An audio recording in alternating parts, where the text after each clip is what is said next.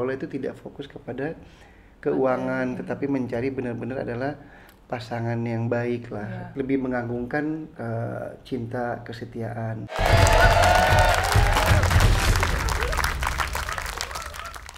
Saat itu pokoknya hal yang terpenting adalah iman.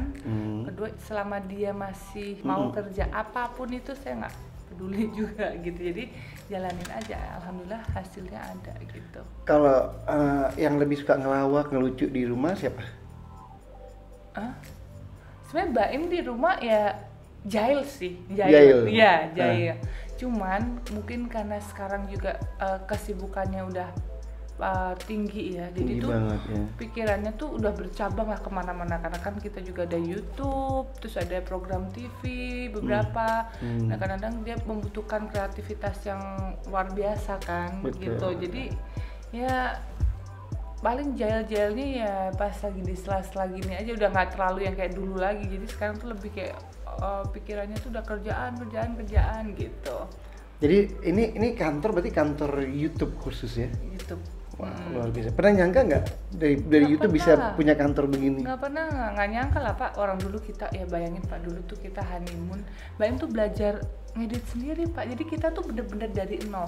Jadi awalnya kenapa kita bikin YouTube, karena waktu itu Raffi, kita main ke rumah Raffi. Iya. Terus bulan Agustus tuh, terus lo bikin deh berdua, karena digital tuh bakal maju ke depannya, dia bilang gitu.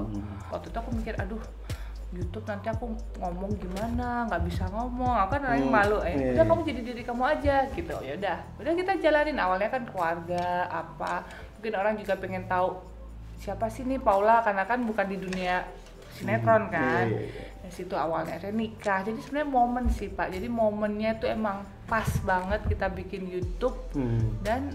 Dan kita nggak mikirin hasilnya, jadi kita mikirnya ya hitung-hitung ini aja lah sayang, apa namanya, buat kenangan kita kan di videoin gitu kan. Nah, yaudah ternyata ke blow up gitu. Ya, luar biasa ya. Luar biasa. Itu bonus. Bonus ya. Karena aku ngelihat kayak Baim awalnya yang itu Pak, apa yang jadi kakek kampret yang kayak gitu. Aku bilang, gila, aku aja model nggak mau lo di make upin 7 jam kayak gitu. Maksudnya dia tuh nggak ngeluh, nggak apa, udah make up dari jam 6 pagi, 7 pagi di make upin, nanti dia ngeprank gitu, ngasih duit apa, dia nggak pernah ngeluh. Saya bilang, gila kamu luar biasa lah, aku aja nggak mau loh jadi model aja di make upin selama itu. Biar nggak kelihatan kan. Nah, kalau kita lihat juga mungkin salah satu daya tariknya juga di usia muda, kita anggap masih muda lah ya. Di usia muda begini, Baim ini sangat dermawan lah ya. Itu cukup mengambil hati fansnya juga ya ininya. Nah, saya ngelihat ini mereka banyak kegiatan-kegiatan yang dilakukan oleh Baim, bukan dari segi, kan biasanya kalau YouTube itu ada beberapa yang nggak real lah. Iya. Nggak real, itu hanya kebutuhan konten. Betul. Nah, yang dilakukan Baim ini kan real semua ya. Nggak ada untuk kita nggak ada settingan. Nggak ada ya? Nggak ada settingan dan nggak ada demi pasti ya, kalau dibilang nggak mau viewers kan nggak mungkin kalau udah jalan gitu. Tapi kita lebih kayak lebih kayak ya jalanin aja gitu. Memang kita niatnya mau kayak gitu, udah lakuin aja. Jadi kita waktu melakukan sesuatu tuh nggak kepikiran nanti ada yang nonton nggak ya, apa nggak ya. Dulu kayak social eksperimen, kayak bagi-bagi uang, itu viewernya malah lebih dikit dibanding konten-konten kita yang lain. Tapi memang itu adalah passion Baim ya terutama, dan aku mendukung, aku juga ikutan kan, atau jadi orang gila apa segala macam gitu. Terus nah ternyata karena kita udah mulai dari awal, emang passion kita di situ YouTube-nya. Nah pas banget, makanya pas corona gini dia momen kan istilahnya, momen yang semua orang memang membutuhkan ya. Kenapa nggak kita makin gencarin itu gitu loh. Ini sebenarnya. kalau saya lihat ini luar biasa.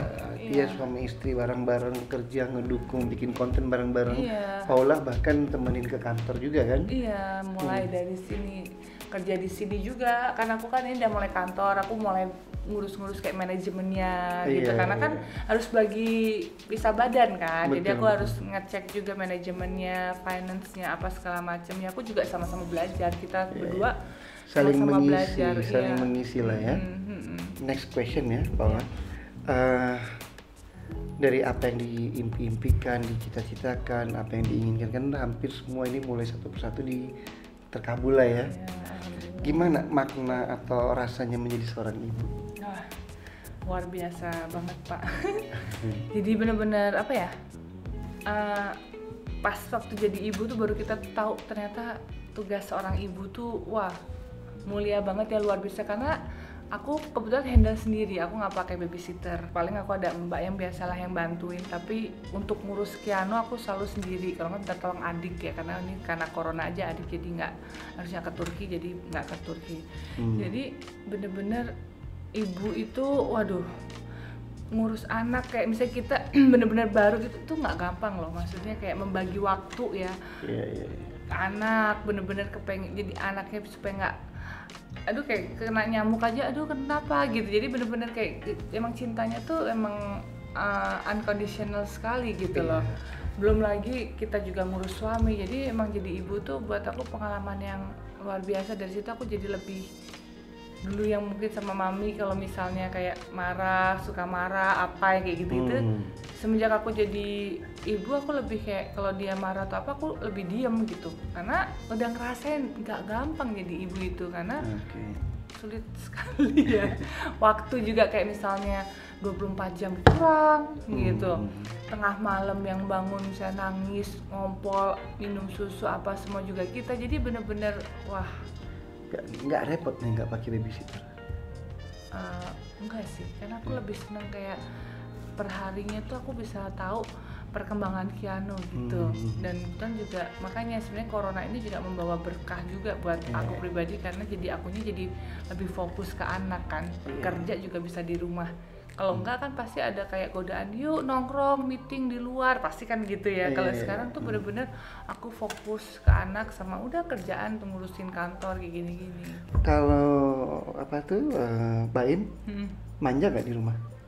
Enggak sih, malahan dia yang semuanya sendiri. Cuman akunya aja yang pengen mau apa gitu, mau dimasakin. Jadi kalau misalnya aku masak dia suka, itu aku seneng gitu. Iya, pokoknya masak buat suami lah. Suami aku sediain, biasanya aku nasinya. Di sini juga walaupun misalnya aku nggak ada, aku udah kotak-kotakin di kulkas, ya tinggal diangetin. Jadi emang aku udah preparein semua. Dia bukan tipe suami yang harus dia nggak pernah menuntut, yang harus diurus, harus apa gitu enggak ya? Dia kayaknya nggak pernah minta, tapi kalau aku kasih dia seneng gitu. Jadi tetap maksudnya vitaminnya disediain, apanya semua disediain, tapi dia nggak pernah minta kamu harus gini dong, enggak.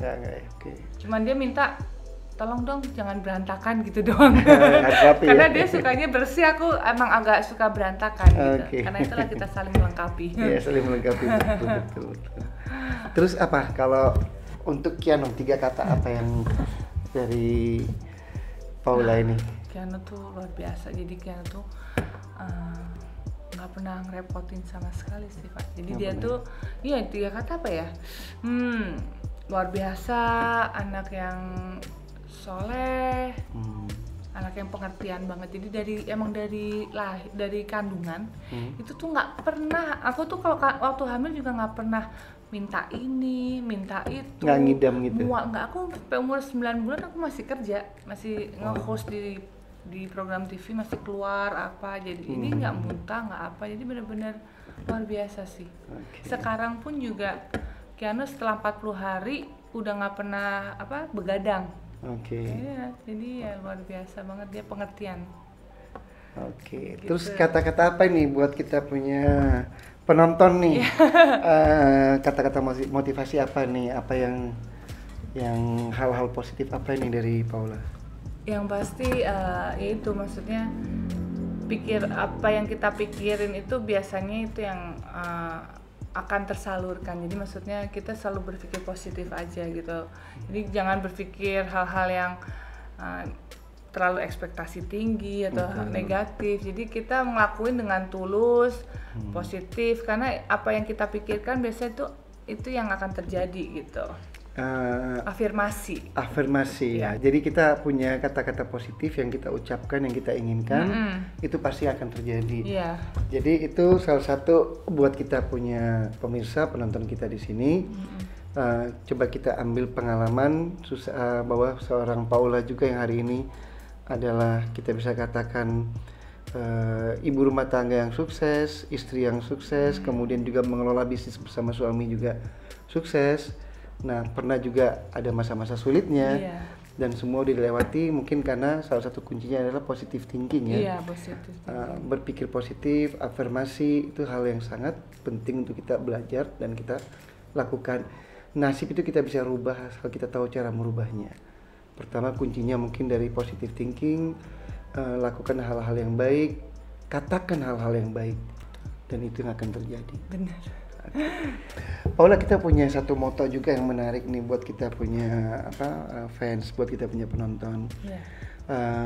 Saya selalu katakan kepada mereka ini, if they can do, you can do. Artinya kalau Paula bisa, mereka juga pasti bisa dengan mengambil hal-hal yang baik tentunya. Pasti. Itu. Jadi itu moto kita adalah if they can do, you can do tentunya. Wow, luar biasa. Ini menjadi hal yang baik buat mudah-mudahan penonton kita senang di acara ini karena saya banyak sekali berikan hal yang positif, hal-hal yang menarik dari pengalaman hidup yang nyata, dijadikan kata-kata motivasi dan dijadikan afirmasi dan hal-hal yang positif. Baik, sampai ketemu lagi di success story berikutnya. Bye-bye.